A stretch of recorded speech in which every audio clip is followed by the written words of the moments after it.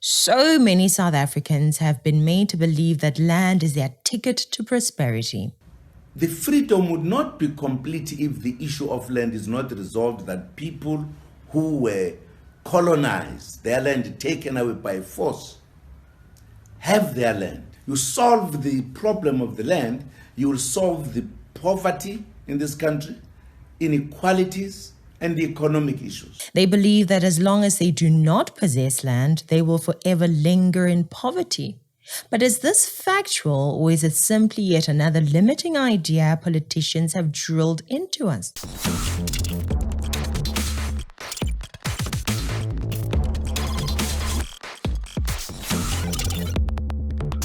Trust me, I want land. I want lots of land. But as I work towards getting it, I'm not going to believe the limiting lie that I cannot be successful without it. No way. Have you noticed that when the politicians open their mouths and utter these lies, they somehow make the lies sound very empowering? But do you know just how disempowering they actually are to you and I as citizens? I mean, imagine waking up daily and walking around with the mindset that as long as I don't have land, I cannot prosper. Until I own a piece of land, I will not succeed. That is very disempowering and discouraging. No wonder why many people who believe in the EFF and MK party lies are so bitter and oozing anger all over the place. Without the land, you are nothing. When you don't have property, you are equal to nothing. So when we say we want the land, we mean we want to restore your dignity. Because our parents were called boys and girls in the kitchens. Why were they called boys and girls? It's because they were propertyless. So when you don't have property, you are a kid, because only kids cannot have property. That's why we were called boys and girls.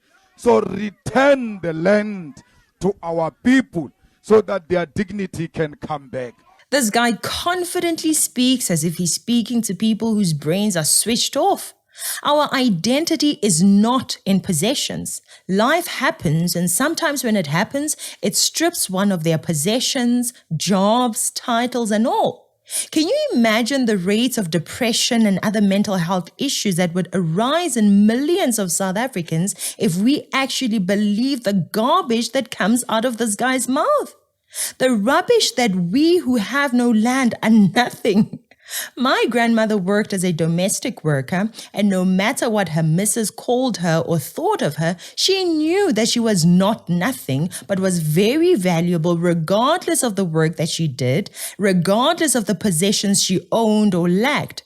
And she taught my mother to understand her worth beyond possessions and positions. My mother was unemployed for a very long time, and in that unemployment, she had 4 children to raise as a single mother. She did not own a house. Does that mean she was nothing? Not at all. She did not own any land. Did that make her nothing? Absolutely not. And please understand, this is not me saying that you should not own land or aspire to own land. I am saying that not owning land does not mean you are nothing or that you cannot be successful. My mother recently retired and started with nothing, but I can tell you right now, she has a lot of possessions of her own today. No one gave her land or any of her possessions. She worked and earned them all. We are nothing without jobs. You need jobs for you to be taken serious, for you to be identified as a respected person in society. You must be working. So we want every young person in KwaMashu to work and work permanently and have the benefits. So according to Julius Malema, when my mother was unemployed, staying in my grandmother's house with her 4 children and many other relatives, she was supposed to view herself as nothing. What kind of talk and advice is this? What kind of leader encourages his followers to look down on themselves? We should all desire the best for ourselves and our loved ones, but in the process, we should not be walking around discouraged, viewing ourselves as nothing. Instead of selling ice cream and snacks, my mother would have loved a job giving her a guaranteed salary every month to help her take care of all our expenses. But at the time, she did not have that job. Was she supposed to sit back, wait until that job arrived? How was that going to benefit her? If she wallowed in that self-pity, where would she be today? Where would my 3 brothers and I be today? What am I saying? There is nothing wrong with wanting a job, a house, and that land. But there is something wrong with having a mindset that unless and until you have that job, that house, and that land, you are just an Adam Skepsel. Go ahead and make your land claims, and hopefully you will have better results than my family and I in that department. But while you wait for that land, do something about your life with the resources that you have, no matter how little they are. If you have a brain and if you are breathing, the things that you can achieve are endless. Also, we all like to look at our lives as the worst experiences ever. Oh, poor me, I don't have a job and I'm a single mother. Oh, poor me, I was raised by a single mother. Oh, poor me, my mother didn't have a house and we stayed in my grandmother's house with many cousins, aunts, uncles. And oh, poor me this, oh, poor me that, and the other. But let's be honest. Have we not seen families that had both mother and father, both of them having jobs, yet their lives were at the same standard or even worse than us who had less resources? Let's use the same land example. There are many South Africans who own land and yet they're still suffering. 21-year-old Muvumbi Sintumule from Chiburani village near Thohoyandou became a mother at the tender age of 17. She says she lost her way after her mother, who was her biggest source of inspiration and guidance, died a few years ago. Her father, who was the only breadwinner for the family, was hardly ever at home as he had to work and provide for his family. Sintumure has attributed her moral erosion to unbridled freedom and lack of consistent parental guidance. Does the young lady and her family not have land? Is she successful? Why not?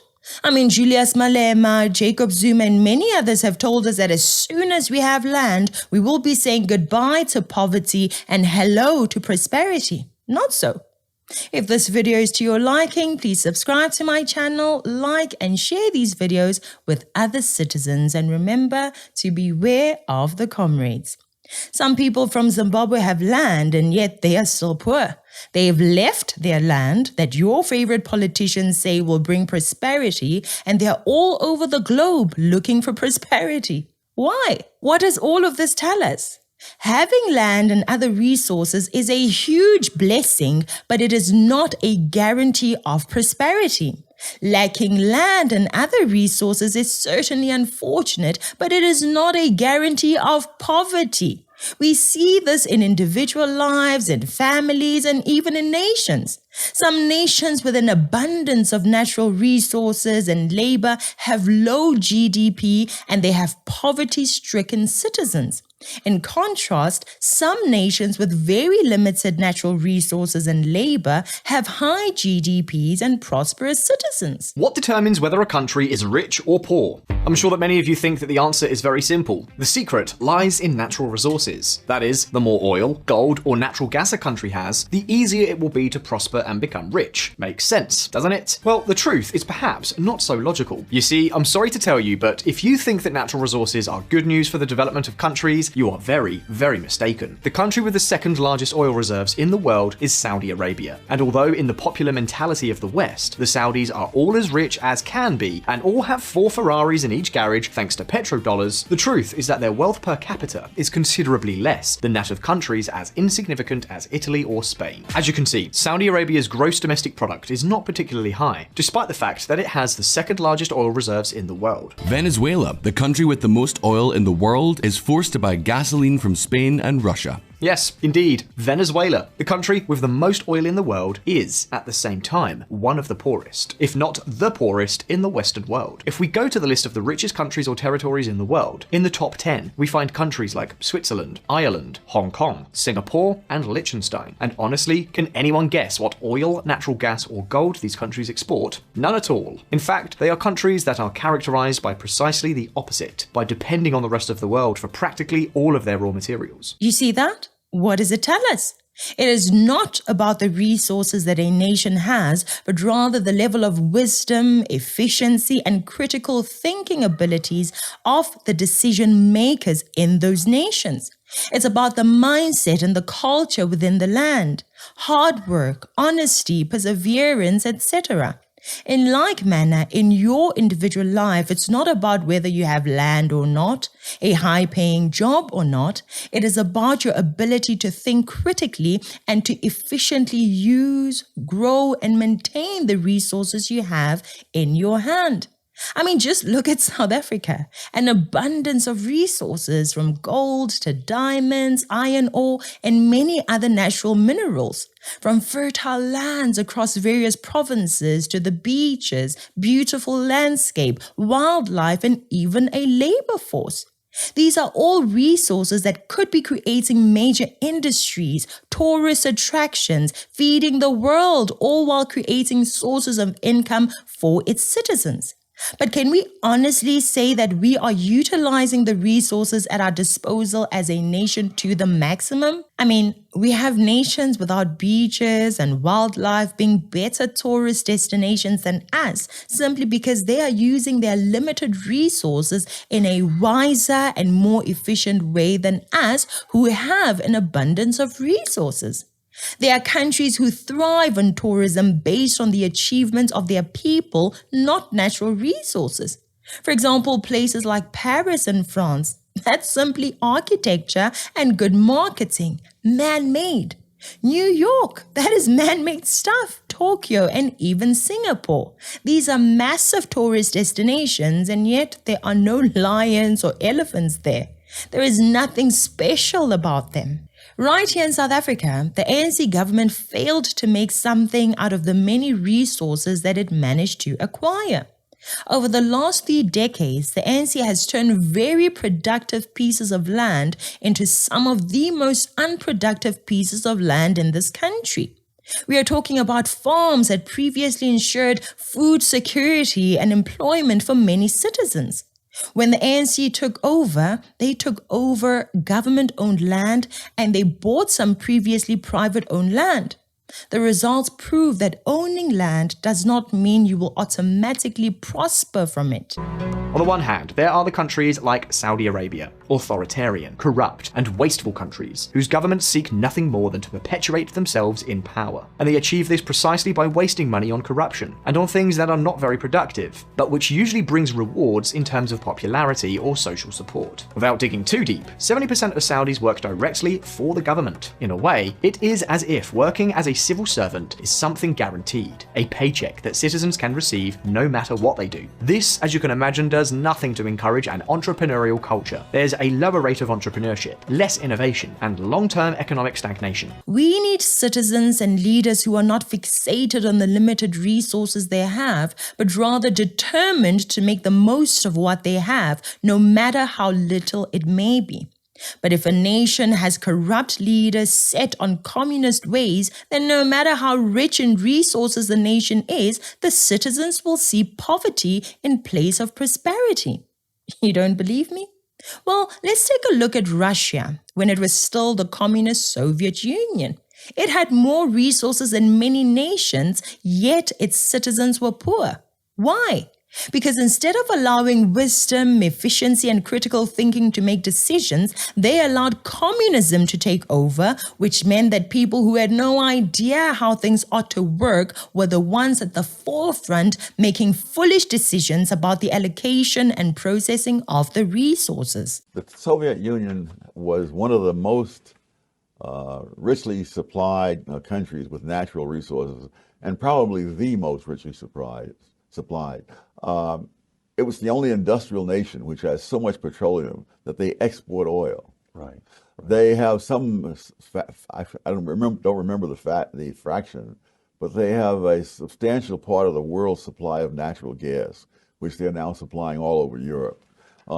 Iron ore, manganese, you name it, they had it.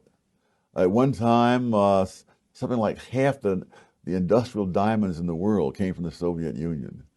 The land was so rich that when Hitler sent his army in to invade the Soviet Union during World War II, he had plans to have the railroads take back this land from Russia into Germany because it was that well known for its You mean just the topsoil? He was going to send boxcars of topsoil back to Germany? That's right. I didn't know that. It's one of the most fertile sections of the... And the irony is, one of the world's great famines occurred in the Soviet Union. How come?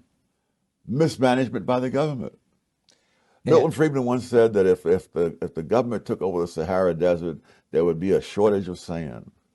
And the Soviet Union, it was just that way. All right. And what were the consequences of the inefficiencies? Resource wastage, lower standard of living for the citizens, food shortages, famine in a nation that produced more oil than it consumed. The Soviet Union's industries used more electricity than American industries used, even though Soviet industries produced less than American industries produced. In the case of Saudi Arabia, the government uses a large part of the oil money to finance religion, to finance groups of government cronies, and ultimately to use all its money to control the population and stay in power. Remember that this is not just relevant to the leaders of our nation, but in your life as well. Having resources is a huge blessing, but it is not a guarantee of prosperity. Just like lacking resources is certainly unfortunate, but it is not a guarantee of poverty. Whatever resources you do or do not have, please apply critical thinking and wisdom to ensure that you use them as efficiently as possible to ensure that you maintain and grow those resources for you and your loved ones for now and generations to come. There is a second type of country. Countries with strong democracies and rule of law, such as Norway, that do not allow politicians to abuse their power or natural resources. These types of countries use the money for productive things, such as the education of citizens, infrastructure, and generally improving people's lives. In short, the key to overcoming the Dutch curse lies in strict political control. And do you know what? Norway is the country with the best democratic quality index in the world. And you'll probably say, yeah, but what about Botswana? Well, Botswana too. The country of diamonds is precisely the country with the lowest corruption perception index in Africa. Quite a coincidence, don't you think? In the face of finding a lot of natural resources, a government can become corrupt and end up sinking the economy of a country. It is actually not at all uncommon. In fact, many economists suggest that this could be the main reason why Africa has remained in poverty for so many decades. Over and over again, we are told that without land, we can never be economically emancipated. We are told that land equals wealth. For many people, this serves as a reason for their failure in life. It's an excuse they fall on as to why their lives are not as great as they can be. I know the lies of the politicians are comforting and serve as a crutch, but please throw that crutch away. Learn to stand, walk, and run without dependence on these politicians and their deceptive promises. Personally, I want land. I would really be grateful to live on a large plot of land and own other plots of land. However, evidence shows that land itself does not equate to more wealth. What creates wealth is critical thinking, efficiency, and wisdom. Get these three, apply them to the resources you have, and see yourself come out of poverty and into prosperity. Anyway, that's it for today. Thank you so much for watching. Please like, share, and subscribe. I'm Katlego. This is Citizen Concerned. And until next time, beware of the comrades.